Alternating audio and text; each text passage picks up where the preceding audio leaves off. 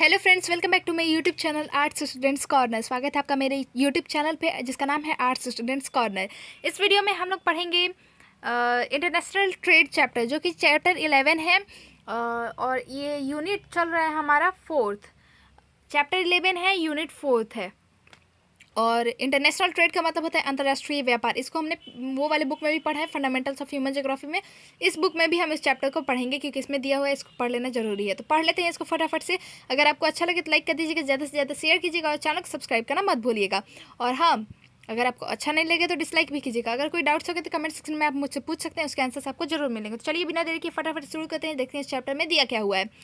जैसा कि मैंने आप लोग को पहले ही बता दिया, इंटरनेशनल ट्रेड का मतलब होता है अंतर्राष्ट्रीय व्यापार। अब हम लोग चैप्टर के अंदर जाते हैं, लाइन बाय लाइन पढ़ते हैं, उसका मतलब समझते हैं कि उसके बारे में आखिर दिया क्या हुआ है, उसका मतलब क्या है। तो कुछ यहाँ से चैप्टर स्टार्ट होता है। You have already studied about the various aspects of international trade in the book fundamentals of human geography. वो मैंने डाल दिया है, आप लोग चाहें तो मेरे चैनल पे देख सकते हैं। फंडामेंटल्स ऑफ ह्यूमन ज्योग्राफी का जो इंटरनेशनल ट्रेड चैप्टर था उसका मैंने फुल एक्सप्लेनेशन डाल दिया, तो वो आप लोग वहाँ से देख सकते हैं। तो यही यहाँ पे कह रहा है कि आप अंतर्राष्ट्रीय व्यापार के विभिन्न पहलुओं के बारे में पहले ही मानव भूगोल के मूल सिद्धांत नामक पुस्तक में पढ़ चुके हैं। International trade is mutually beneficial as no country is self sufficient. अंतर्राष्ट्रीय व्यापार सभी देशों के लिए परस्पर लाभदायक है क्योंकि कोई भी देश आत्मनिर्भर नहीं है। India's international trade has undergone a sea change in recent years in terms of volume, composition as well as direction. हाल ही के वर्षों में भारत के अंतर्राष्ट्रीय व्यापार ने मात्रा, संगठन के साथ साथ व्यापार की शिक्षा के संबंध में आमूल परिवर्तनों का अनुभव किया है। Although India's contribution in the world trade is as low as 1% of the total volume, yet it plays a significant role in the world economy. यद्यपि विश्व व्यापार में भारत की भागीदारी कुल मात्रा का केवल 1% है, तथापि विश्व की अर्थव्यवस्था में इसकी एक महत्वपूर्ण भूमिका है।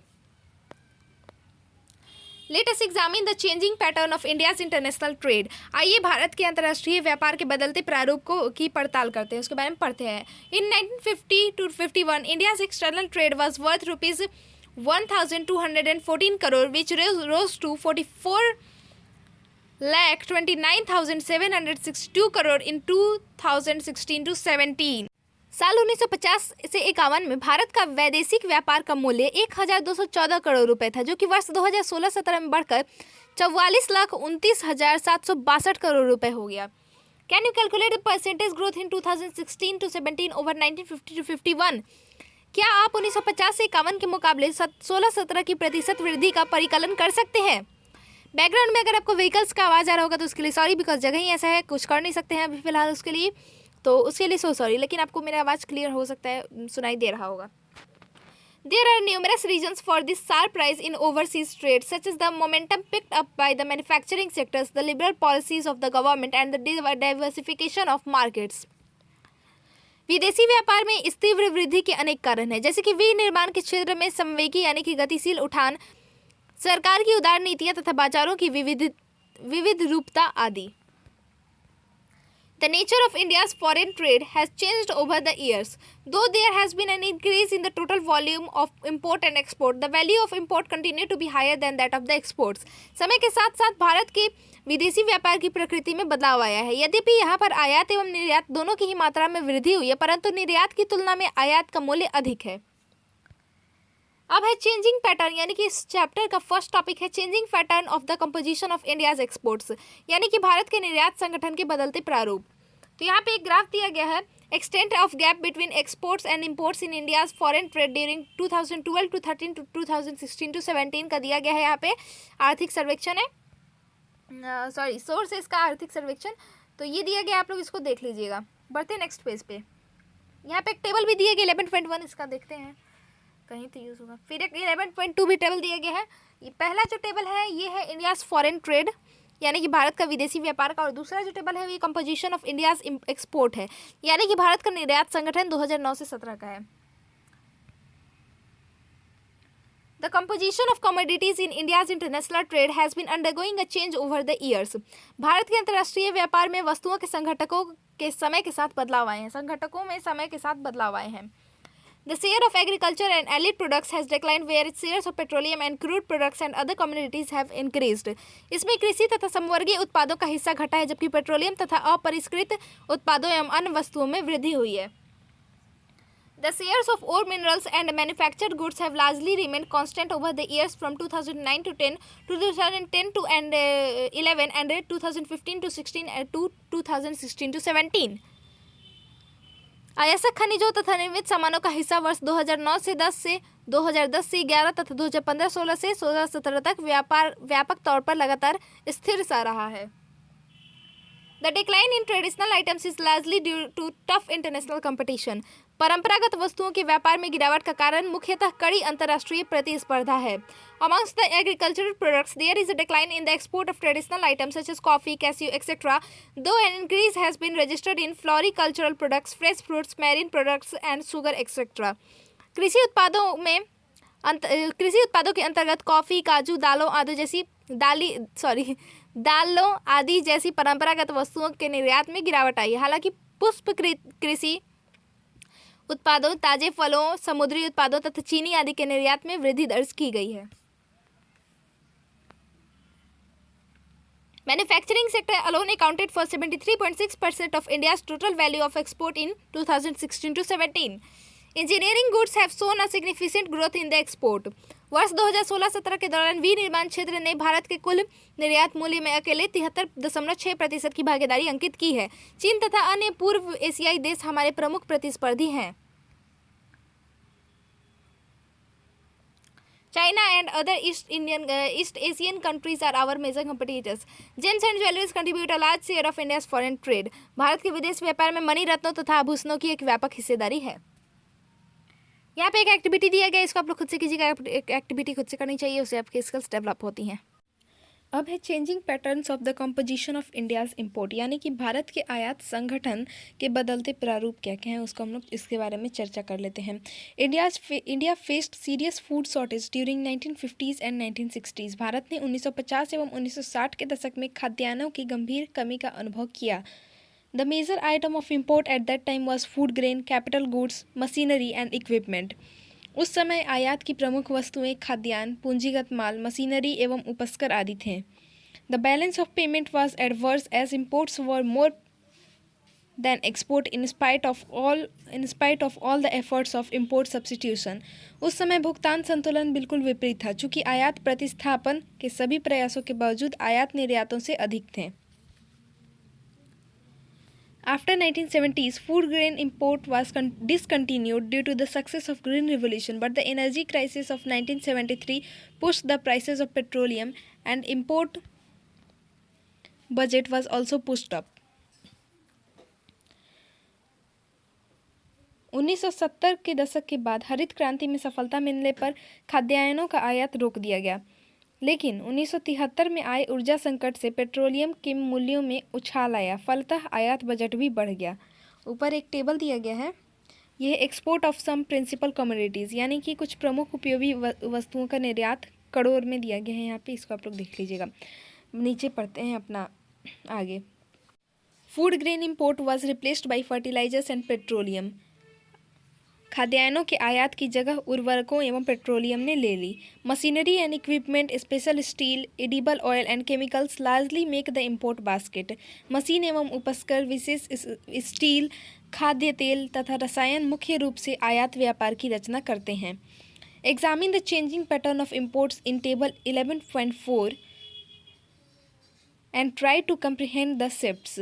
तो तालिका 11.4 में आयात के बदलते प्रारूप का परीक्षण करें तथा उसमें हुए परिवर्तन को समझने का प्रयास करें.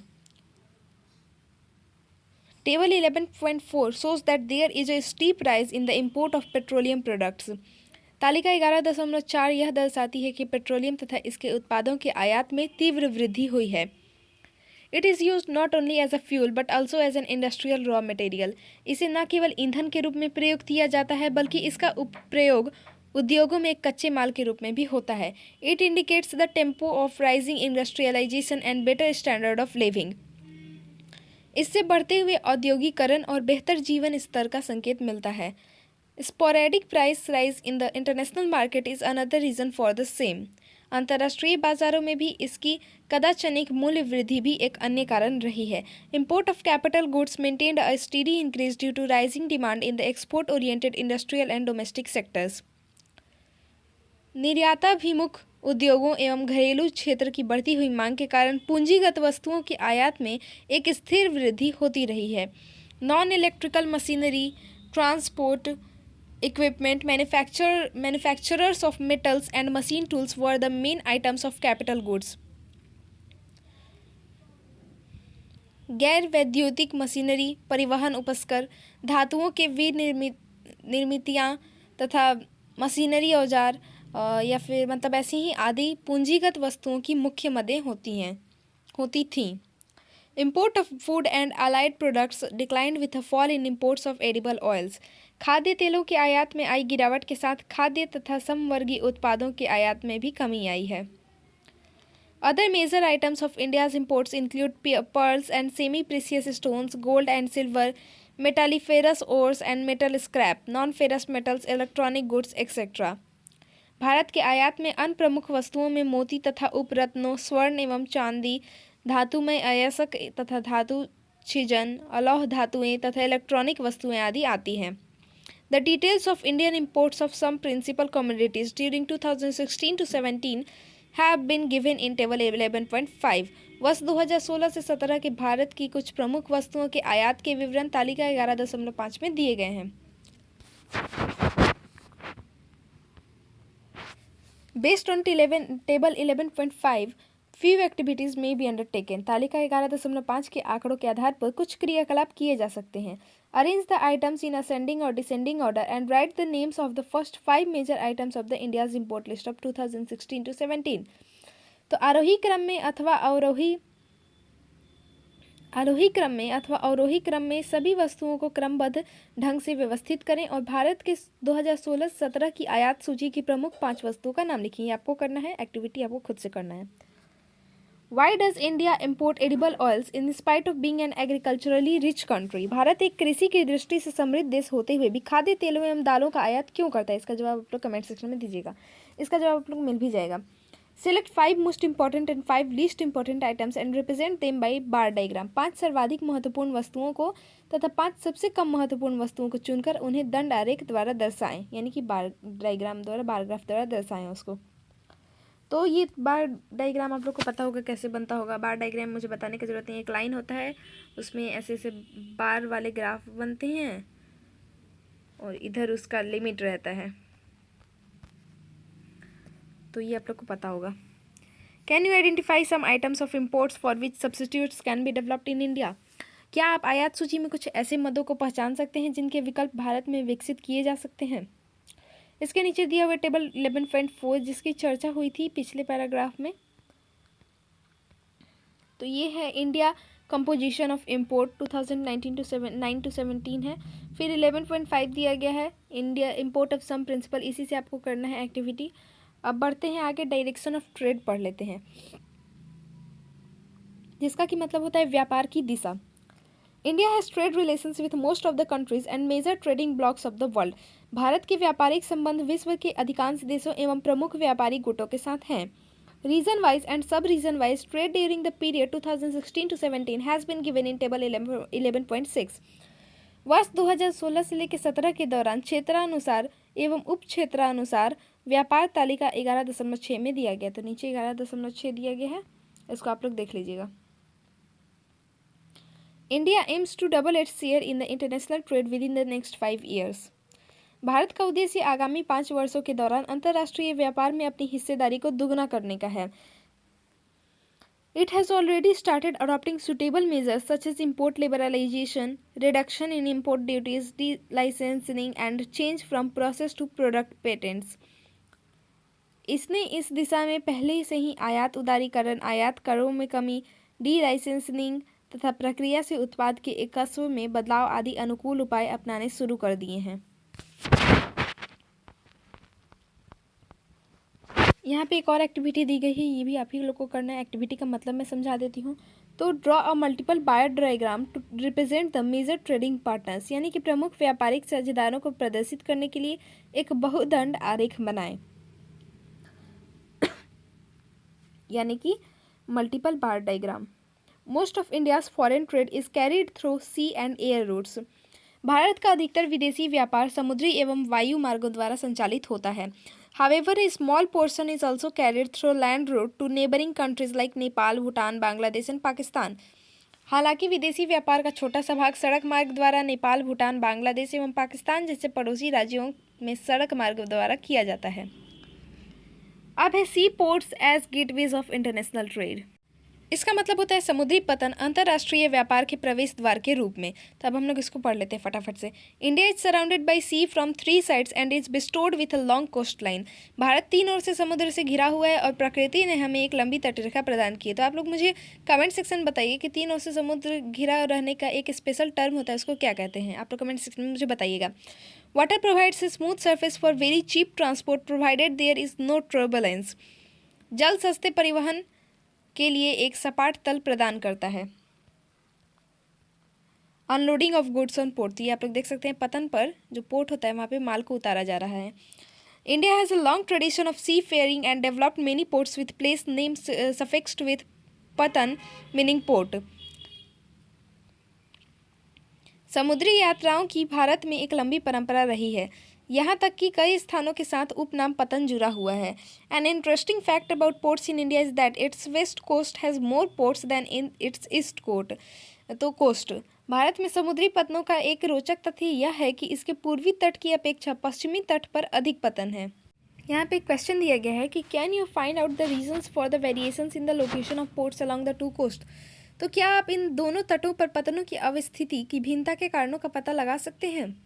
तो इसके आंसर अक्सर हमें आगे मिल ही जाते, तो देखते हैं। Though ports have been in use since ancient times, the emergence of ports as gateways of international trade became important after the coming of the European traders and colonization of the country by the British. यद्यपि भारत में पतनों का उपयोग प्राचीन काल से हो रहा है, तथापि अंतर्राष्ट्रीय व्यापार के प्रवेश द्वार के रूप में पतनों का उभरना यूरोपीय व्यापारियों का आगमन तथा अंग्रेजी द्वारा भारत के उपनिवेशीकरण के बाद महत्वपूर्ण बना। This led to the variation in the size and quality of ports. इसी कारण देश में पतनों के आकार और गुणवत्ता में विविधता आई।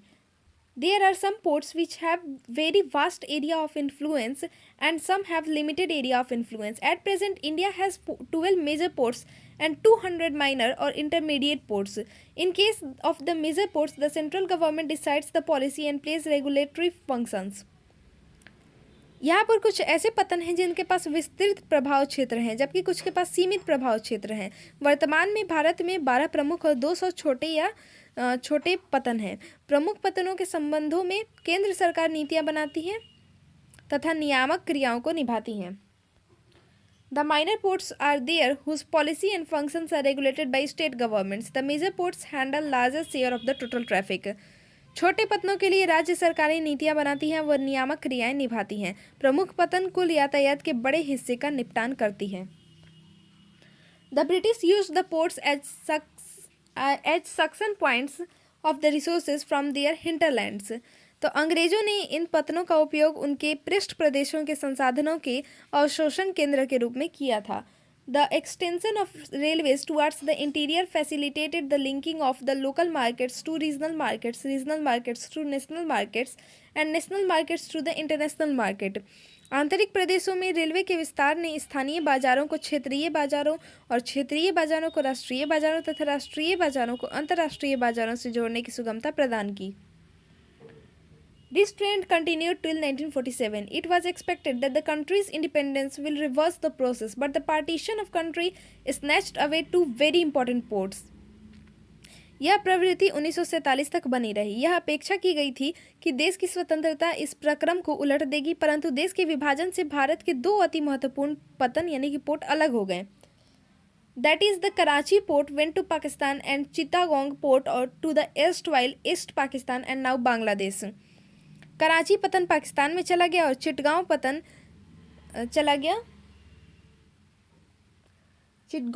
चला गया बांग्लादेश में, यानी उस समय ईस्ट पाकिस्तान था, अब जो कि बांग्लादेश है।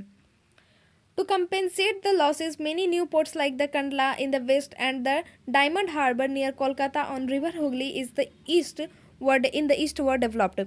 इस क्षतिपूर्ति के लिए अनेक नए पतनों को विकसित किया गया, जैसे कि पश्चिम में कांडला तथा पूर्व में हुगली नदी पर कोलकाता के पास डायमंड हार्बर का विकास हुआ। Despite this major setback, Indian ports continue to grow after the independence. इस बड़ी हानि के बावजूद देश की स्वतंत्रता प्राप्ति के बाद भारतीय पतन निरंतर वृद्धि कर रहे हैं. Today, Indian ports are handling large volumes of domestic as well as overseas trade. आज भारतीय पतन विशाल मात्रा में घरेलू के साथ साथ विदेशी व्यापार का निपटान कर रहे हैं. Most of the ports are equipped with modern infrastructure. अधिकतर पतन आधुनिक अवसंरचना से लैस हैं. Previously the development and modernisation was the responsibility of the government agencies, but considering the increase in function and need to bring these ports at par with the international port, private entrepreneurs have been invited for the modernization of ports in India. पहले पतनों के विकास एवं आधुनिकीकरण की जिम्मेदारी सरकारी अभिकरणों पर थी, लेकिन काम के बढ़ने और इन पतनों को अंतर्राष्ट्रीय स्तर के पतनों के समकक्ष बनाने की आवश्यकता ने भारत के पतनों के आधुनिकीकरण के लिए निजी उद्यमियों को आमंत्रित किया. The capacity of Indian ports increased from 20 million tons of cargo handling in 1951 to more than 837 million tons in 2016. तो आज भारतीय पतनों की नौभार निपटान की क्षमता 1951 में 20 मिलियन टन से 2016 में 837 मिलियन टन से अधिक बढ़ गई थी. Some of the Indian ports along with their hinterlands are as follows. तो अपने पृष्ठ प्रदेशों के साथ कुछ भारतीय पतन अग्रलिखित हैं, यानी कि आगे लिखे हुए हैं. तो पहले हम लोग पढ़ेंगे कंडला पोर्ट के बारे में.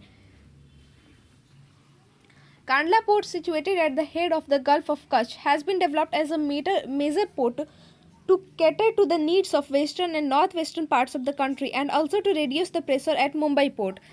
कच्छ की खाड़ी के मुहाने पर अवस्थित कांडला पतन को देश के पश्चिमी एवं उत्तर पश्चिमी भाग की जरूरतों को पूरा करने और मुंबई पतन पर दबाव को घटाने के लिए एक प्रमुख पतन के रूप में विकसित किया गया है.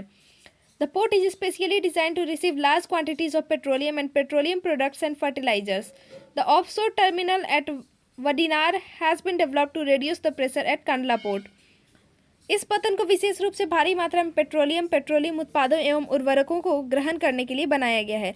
वाडिनार में एक अपतटीय टर्मिनल विकसित किया गया है ताकि कांडला पतन के दबाव को घटाया जा सके. Demarcation of the boundary of the hinterland would be difficult as it is not fixed over space.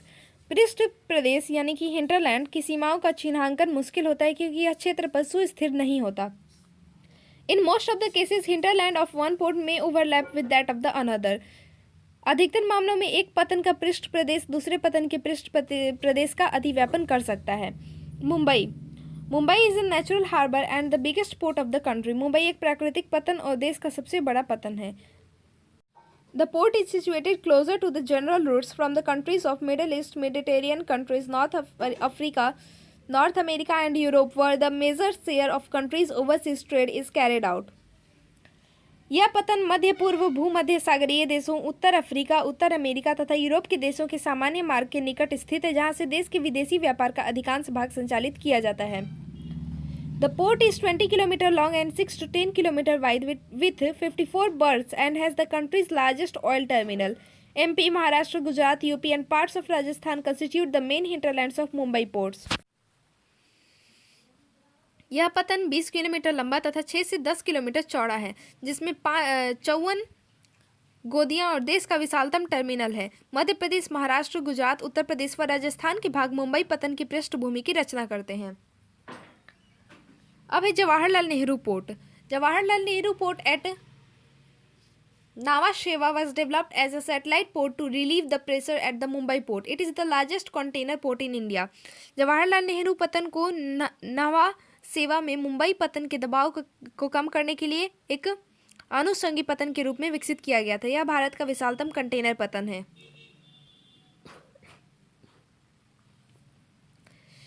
मार्मागांव port, situated at the entrance of the Zuari estuary, is a natural harbor in Goa. जुआरी नदमुख के मुहाने पर अवस्थित मार्मागांव पतन गोवा का एक प्राकृतिक बंदरगाह है.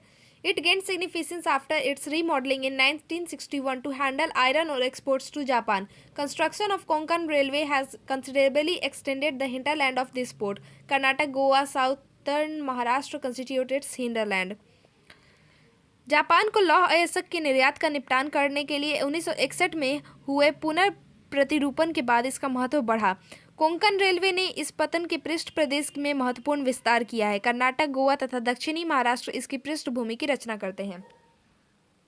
अब है न्यू मैंगलोर पोर्ट, यानी कि न्यू मैंगलोर पोर्ट, इसके बारे में पढ़ लेते हैं। New Mangalore port is located in the state of Karnataka and caters to the need of the export of iron ore and iron concentrates. New Mangalore पतन कर्नाटक में स्थित है और लौह अयस्क और लौह सांद्र के निर्यात की जरूरतों को पूरा करता है। It also handles fertilisers, petroleum products, edible oils, coffee, tea, wood pulp, yarn, granite, stone, molasses etcetera. Karnataka is the major hinterland for this port. यह पतन भी उर्वरकों, पेट्रोलियम उत्पादों, खाद्य तेलों, कॉफी, चाय, लुगदी, सूत, ग्रेनाइट पत्थर, सीरा आदि का निपटान करता है। पृष्ठ कर्नाटक इस पतन का प्रमुख पृष्ठ प्रदेश है। तो यहाँ पे एक मैप दिया गया है, इसको आप लोग देख सकते हैं।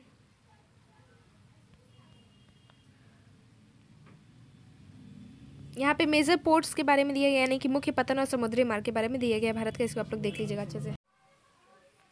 अब है कोची पोर्ट, इसको भी हम लोग पढ़ लेते हैं। न्यू मैंगलोर पोर्ट हमने पढ़ लिया। Kochi port, situated at the head of the Vembanad Canal, popularly known as the Queen of the Arabian Sea, is also a natural harbour. This port has an advantageous location, being close to the Suez-Colombo route. It caters to the needs of Kerala, southern Karnataka, and southwestern Tamil Nadu. Vembanad कयाल, जिसे अरब सागर की रानी, queen of Arabian सी के लोकप्रिय नाम से जाना जाता है, कि मुहाने पर स्थित कोची पतन भी एक प्राकृतिक पतन है। इस पतन को स्वेज कोलंबो मार्ग के आसपास अवस्थित होने का लाभ प्राप्त है। यह केरल, दक्षिणी कर्नाटक तथा दक्षिण पश्चिमी तमिलनाडु की आवश्यकताओं को पूरा करता है। Kolkata port is located on the Hooghly river 128 kilometre inland from the Bay of Bengal. Like the Mumbai port, this port was also developed by the British. Kolkata पतन हुगली नदी पर अवस्थित है, जो बंगाल की खाड़ी से 128 किलोमीटर स्थल में अंदर स्थित है। मुंबई पतन की भांति इसका विकास भी अंग्रेजों द्वारा किया गया था। Kolkata had the initial advantage of being the capital of British India. Kolkata को ब्रिटिश भारत की राजधानी होने के प्रारंभिक लाभ प्राप्त थे। The port has lost its significance considerably on account of the diversion of exports to the other ports such as Visakhapatnam, Paradweep and its satellite port Haldia. इस पतन ने विशाखापट्टनम, पाराद्वीप और उसकी अनुषंगी पतन हल्दिया जैसी अन्य पतनों की ओर निर्यात के दिक् परिवर्तन के कारण अपनी सार्थकता काफ़ी हद तक खो दी है। Kolkata port is also confronted with the problem of silt accumulation in the Hooghly River, which provides a link to the sea. Kolkata पतन हुगली नदी द्वारा लाई गई गाद की समस्या से भी जूझता रहा है, जो उसे समुद्र से जुड़ने का मार्ग प्रदान करती है। Its hinterland covers UP, Bihar, Jharkhand, West Bengal, Sikkim and the north eastern states.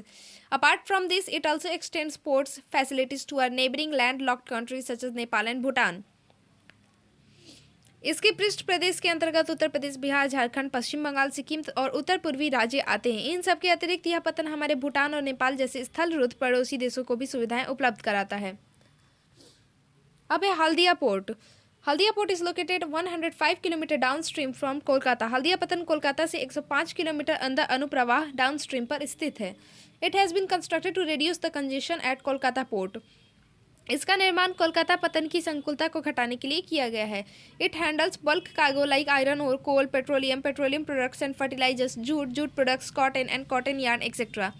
यह स्थूल नौभार जैसे लौह अयस्क, कोयला, पेट्रोलियम तथा पेट्रोलियम उत्पाद, उर्वरक, जूट एवं जूट उत्पाद, कपास तथा सूती धागों आदि का निपटान करता है।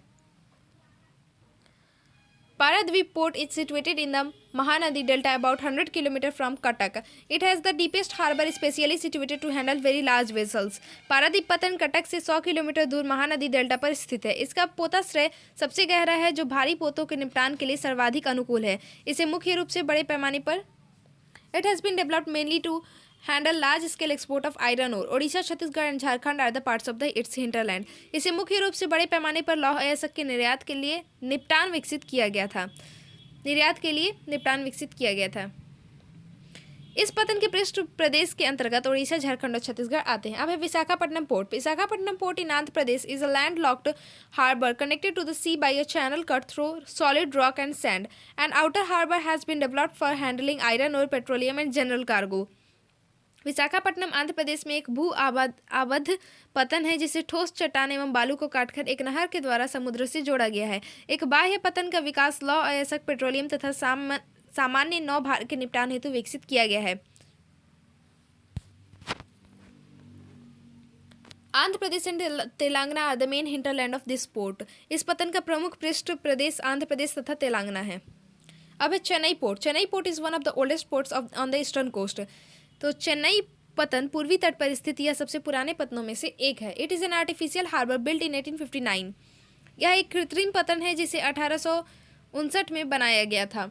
It is not much suitable for large ships because of the shallow waters near the coast. Tamil Nadu and Puducherry are its hinterland. तट के निकट उथले जल के कारण यह पतन विशाल पोतों के लिए अनुकूल नहीं है। तमिलनाडु और पुडुचेरी इसके पृष्ठ प्रदेश हैं। Ennore, a newly developed port in Tamil Nadu, has been constructed 25 km north of Chennai to relieve the pressure at the Chennai port. Tamil Nadu में नई विकसित एनोर पतन चेन्नई के उत्तर में 25 किलोमीटर दूर चेन्नई पतन के दबाव को कम करने के लिए बनाई गई है। अब है Tuticorin port. Was also developed to relieve the pressure of Chennai port. It deals with a variety of cargo including coal, salt, food grains, edible oil, sugar, chemicals and petroleum products. Tuticorin पतन का विकास भी चेन्नई पतन के दबाव को कम करने के लिए किया गया था। यह विभिन्न प्रकार के नौ भार का निपटान करता है जिसके अंतर्गत कोयला, नमक, खाद्यान्न, खाद्य तेल, चीनी, रसायन तथा पेट्रोलियम उत्पाद शामिल हैं। एयरपोर्ट्स, हवाई अड्डे। Air transport plays an important role in the international trade. अंतर्राष्ट्रीय व्यापार में वायु परिवहन एक महत्वपूर्ण भूमिका निभाता है। It has the advantage of taking the least time for carriage and handling high value और perishable goods over long distances. इन्हें लंबी दूरी वाले, उच्च मूल्य वाले या नाशवान सामानों को कम से कम समय में ले जाने व निपटाने के लिए लाभ प्राप्त होते हैं। It is very costly and unsuitable for carrying heavy and bulky commodities. यह भारी और स्थूल वस्तुओं के वहन करने के लिए बहुत महंगा और अनुपयुक्त होता है। This ultimately reduces the participation of this sector in the international trade as compare to oceanic routes. यही कारण अंततः अंतर्राष्ट्रीय व्यापार में महासागरीय मार्गों की तुलना में इस क्षेत्र की भागीदारी को घटा देता है। There were 25 major airports functioning in the country. Annual report according 2016 to 17. They are Ahmedabad, Bengaluru, Chennai, Delhi, Goa, Guwahati, Hyderabad, Kolkata, Mumbai, Thiruvananthapuram, Srinagar, Jaipur, Calicut, Nagpur, Coimbatore, Cochin, Lucknow, Pune, Chandigarh, Mangaluru, Visakhapatnam, Indore, Patna, Bhubaneswar and Kannur. देश में 25 अंतर्राष्ट्रीय हवाई अड्डे कार्य कर रहे हैं।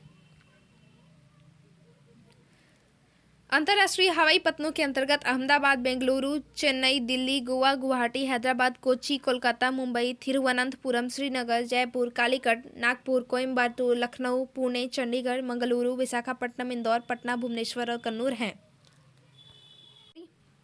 You have already studied about the air transport in the previous chapter. You consult the chapter on transport to find out the main features of air transport in India. आप इससे पहले के अध्याय में वायु परिवहन के बारे में पढ़ चुके हैं। आप परिवहन पर अध्याय को देखें और भारत में वायु परिवहन की प्रमुख विशेषताओं को ज्ञात करें। तो फिर यहाँ पे एक्टिविटी दी गई है, ये आप लोग को खुद से करना है। मैं एक्टिविटी समझा देती हूँ। Name the nearest domestic and international airports from your place. तो अपने निवास स्थान के निकटतम घरेलू और अंतर्राष्ट्रीय हवाई पोर्ट्स के नाम लिखें। Identify the state with maximum number of domestic airports. तो सबसे अधिक घरेलू हवाई पतन वाले राज्य की पहचान भी करें। सेकंड है identify 4 cities with maximum number of air routes coverage and also give reasons for this.